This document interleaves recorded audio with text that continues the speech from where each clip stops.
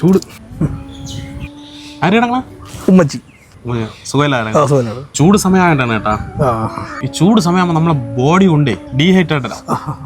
നമുക്ക് ഒരുപാട് രോഗങ്ങൾ വന്ന് പിടിപെടും. തണുത്തുള്ള ഇരിക്കണ നോമ്പാണ്. നോമ്പാണോ? കുഴപ്പമില്ല, ചൂടായിട്ട് ചോദിച്ചെന്നേ ഉള്ളൂ. അല്ലെങ്കിൽ ചൂട് സമയത്ത് നമുക്ക് ഈ തണുത്തോളം കുടിച്ചു കഴിഞ്ഞാൽ കഫം കൊണ്ട് കെട്ടും, ലങ്സിലൊക്കെ ഇൻഫെക്ഷൻ വരും. ചൂടുള്ള ഇരിക്കണ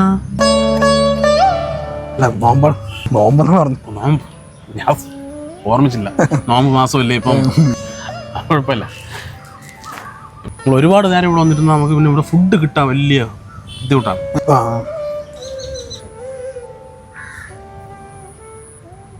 ഫുഡ് കഴിക്കണമെങ്കിൽ 2 കിലോമീറ്റർ അപ്പുറം പോകണം.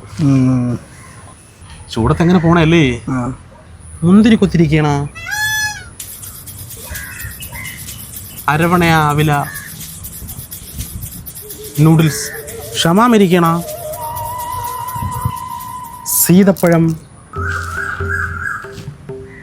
ഏടാ